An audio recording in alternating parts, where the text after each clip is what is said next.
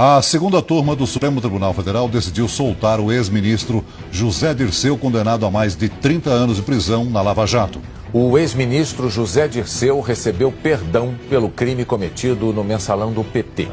Dirceu foi condenado por corrupção ativa como chefe do esquema de compra de apoio parlamentar nos primeiros anos do governo Lula.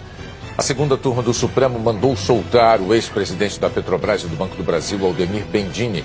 Bendini está preso no Paraná há quase 2 anos, condenado a 11 anos de prisão por corrupção passiva e lavagem de dinheiro.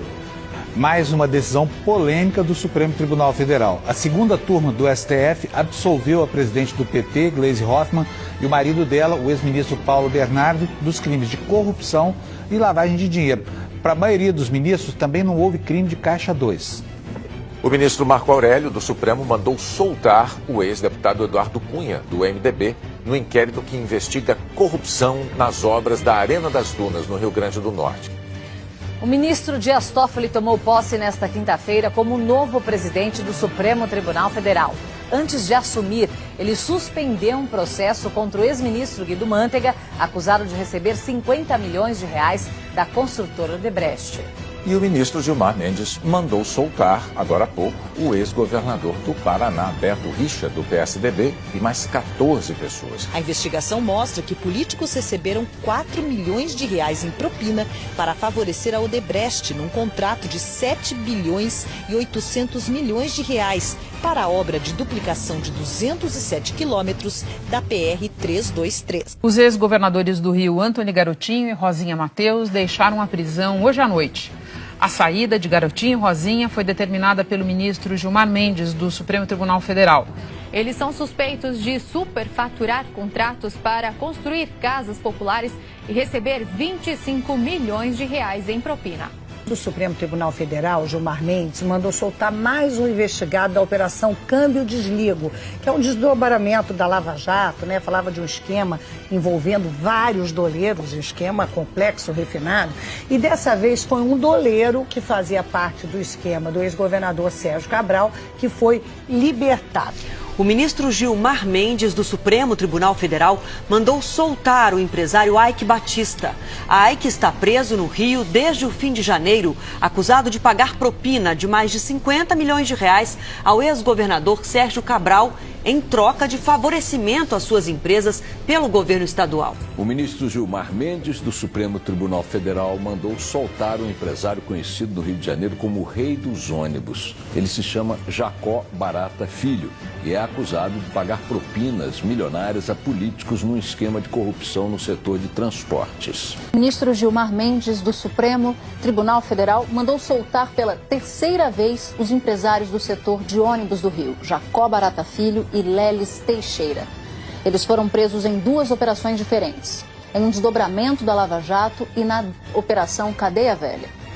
Os procuradores montaram um gráfico para mostrar as relações do ministro com os 2 empresários. Uma das razões é o fato de Gilmar Mendes ser padrinho de casamento da filha do empresário e o noivo ser o sobrinho dele. No pedido de suspeição tem uma foto do casamento. Vocês acham que ser padrinho de casamento impede alguém de julgar um caso? Vocês acham que isso é relação íntima, como a lei diz? Não precisa responder. Vamos só lembrar que o ministro Gilmar Mendes não fez nada de errado. Ele é juiz, ele é um ministro, ele tem a caneta para isso, ele interpreta a lei como quer. Ele interpreta a lei como quer. Ele interpreta a lei como quer. O que chama a atenção é esse bando de gente solta aí em pouco tempo, 6 numa operação, 6 em outra, e a continha vai aumentando. O ministro Gilmar Mendes, do Supremo Tribunal Federal, mandou soltar Paulo Vieira de Souza, conhecido como Paulo Preto, e apontado como operador do PSDB. Paulo Vieira de Souza é investigado por supostos desvios de 7 milhões e 700 mil reais de obras no estado de São Paulo entre 2009 e 2011 nos governos do PSDB de José Serra, Alberto Goldman e Geraldo Alckmin. O Supremo decidiu hoje que é constitucional o indulto de Natal editado pelo então presidente Michel Temer, beneficiando, entre outros, condenados por corrupção. O Supremo Tribunal Federal suspendeu o pedido de prisão do prefeito eleito de Embu das Artes, Ney Santos, do PRB. Ney Santos é acusado de lavagem de dinheiro e associação para o tráfico de drogas.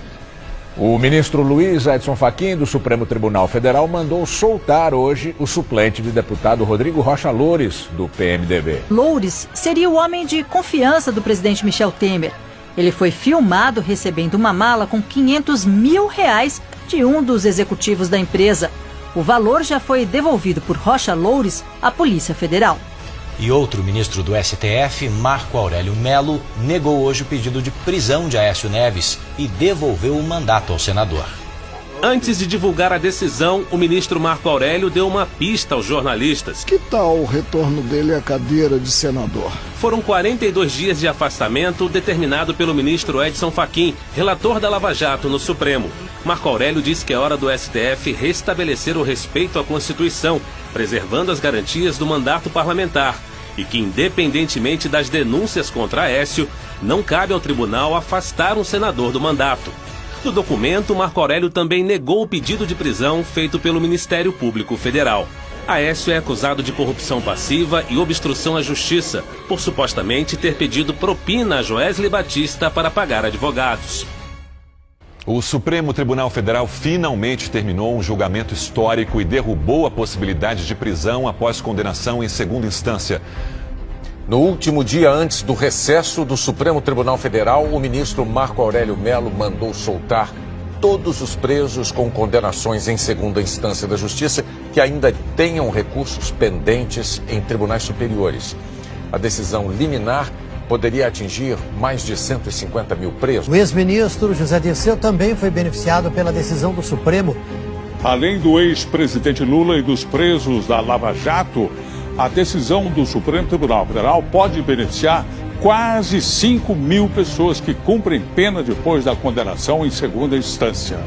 Entre eles, Renato Duque, ex-diretor da Petrobras, condenado a mais de 124 anos de prisão. E Sérgio Cunha Mendes, ex-executivo da Mendes Júnior, condenado a 27 anos.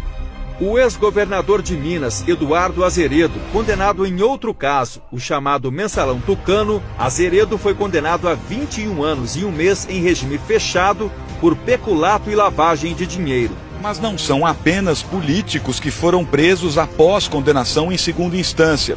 Também estão nessa situação Gil Rugai, acusado de matar o pai e a madrasta, o médico Roger Abdelmaci, condenado pelo estupro de várias pacientes, e o DJ Renan da Penha, preso no Rio de Janeiro por ligação com o tráfico de drogas.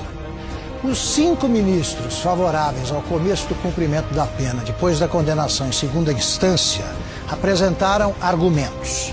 Os outros 6 integrantes do Supremo Tribunal Federal venceram a votação de hoje, amparados em miudezas jurídicas e filigranas legais tão consistentes quanto um discurso de Dilma Rousseff, e ressuscitaram aquele Brasil infestado de condenados à eterna impunidade.